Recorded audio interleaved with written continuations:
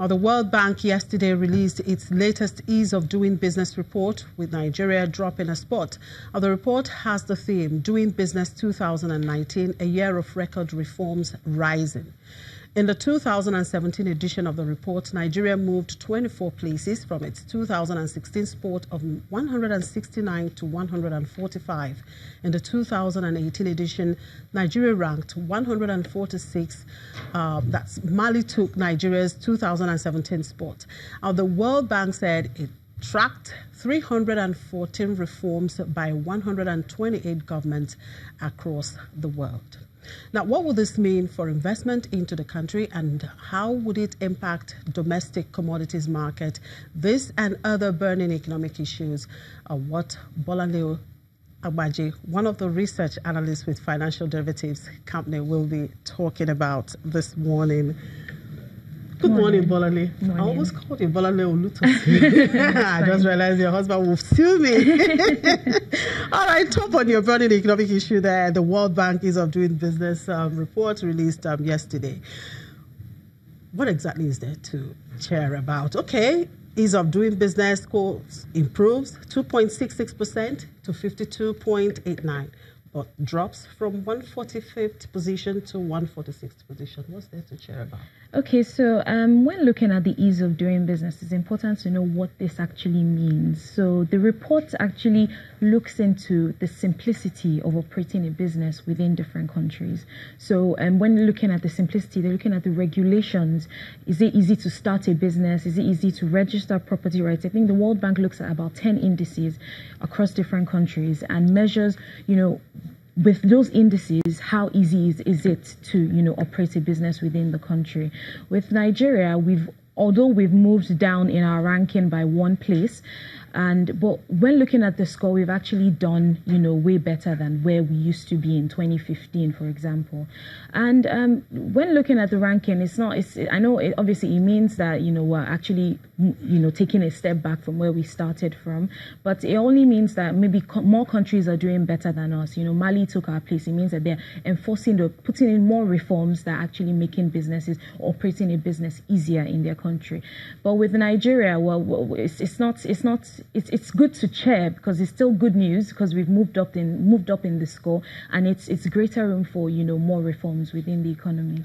Now, if I must quote the World Bank president, he says governments have the enormous task of fostering an environment where entrepreneurs and small and medium enterprises can thrive. If we must end extreme poverty, has the Nigerian government got it right in this regard? Well, yes, they have, in the sense that, they put up a team who looked into, making sure that there are good reforms, or that they're increasing reforms within that particular space, the ease of doing business space.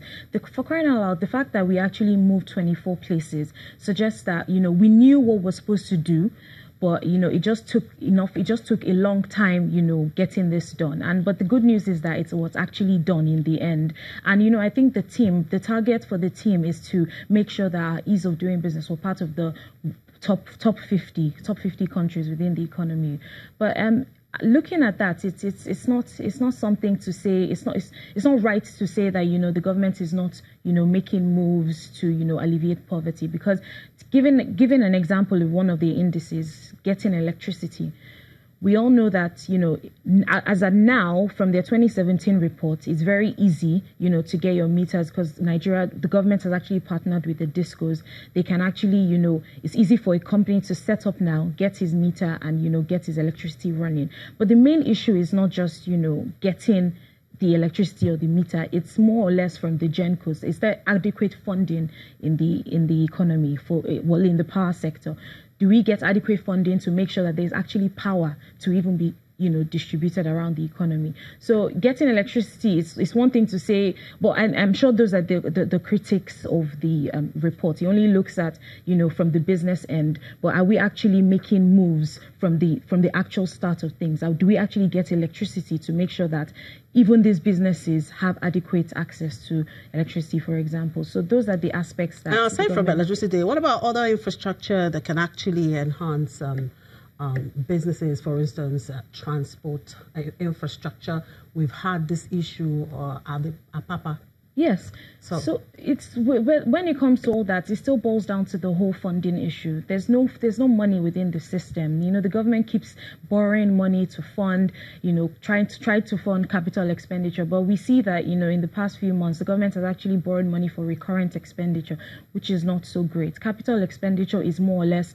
where their focus should be. But I guess it's because, capital expenditure usually takes a very long time. It's a supply side policy. So it's not something that you do now and you reap the benefits now. So it makes sense that they're trying to fund projects that can actually yield results as soon as possible. But those are the main issues which we have or face in Nigeria compared to other countries. With other countries, you measure ease of doing business.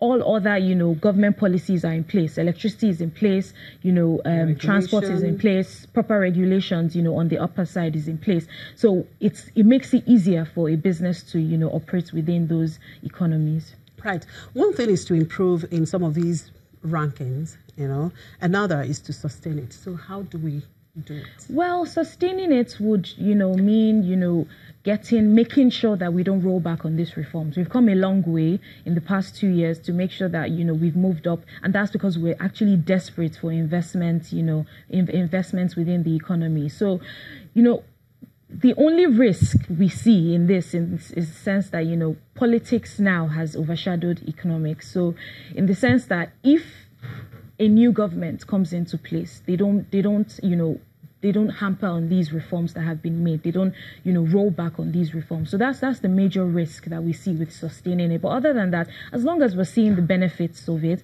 we've seen huge investments this year, late last year, and, we're reaping the benefits. And we can see what it's actually doing within the economy from moving to when we were in a recession to the point where we're no longer in a recession, but obviously GDP is still low. We're seeing changes there. So it doesn't make sense for any government who would see changes, from these reforms that have been made to roll back on them. So it's more or less a situation where I think the government would sustain, these reforms. And what does this report mean for investment and, of course, domestic commodities market? Well, like I mentioned, when an investor from abroad sees that, it's easy to run a business here, there's no bureaucracy involved, there are no red tapes, there are no hindrances within the economy, they would obviously be comfortable bringing their money into the economy. And for example, imagine if an investor comes into the economy and invests in like the manufacturing sector, for example, it means more money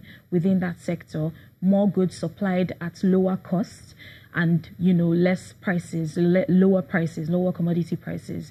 So that's the main chain that we see. But for now, it's not the case. Yeah. Another item on your burning economic issue is the Chinese yuan, which is at 10-year low. What does this mean for Nigeria, considering our swap deal? So, the Chinese yuan has, depreciated to a 10-year low. It's gone back to where it was during the global financial crisis. I think now it's currently trading at about 6.9 Chinese yuan to the dollar. And this is very close to the 7 Chinese yuan mark that raises, concerns. So most of the reasons that we found for this is the fact that obviously the trade war that is ongoing, Trump has, mentioned several times that he believes that the Chinese are actually, depreciating their currency themselves to make their exports cheaper and win this trade war. We also have the fact that the U.S. Currency has appreciated a lot, given the, hike in interest rates and also the growth within the economy. But also we've seen that China as well, growth has actually declined to a 10-year low as well. It's about 6.5%. So, all that has contributed to the decline in the currency, Chinese currency. But regarding our swap deal, we don't see any, correlation with that, given the fact that we've already signed a contract, we've signed a particular rate of exchange, so there's no impact on that. But when looking at other aspects regarding, funding, within the Nigerian economy, most of our investments or infrastructural investment comes from China. That poses a risk there. So those are the main issues that we see regarding this situation in China. And another one there is the minimum wage talks deadline. I really don't know what to say about this. Now, one would wonder, 30,000 naira, should that really be a problem? And what do you see if the union should embark on this strike? What would that mean for domestic commodity markets? Like I mentioned, funding is a big issue, and that's why there's this, back and forth with the wage, because if there was adequate funding, I feel like the fact that they've, proposed strike several times, the government would, more or less, fall into their trap, if I should say so. But given the fact that, they haven't made a decision on where it stands now, and they're trying to go on strike as a result, we don't really see any impact on prices for now until we know for sure what the decision is. But the government not willing to pay or not willing to agree, if they do agree, claiming the fact that they don't have adequate funding, then it means that we'll see more salary arrears. They'll claim that they'll pay 30,000 a month, but then when it comes down to payments, they'll keep posting it because they actually don't have funds to pay. And when, like I mentioned on Tuesday, when salary arrears increase, then we should see less demand within the economy. And when you have less demand, then we should see commodity prices fall. All right, thank you for your time, Bolale.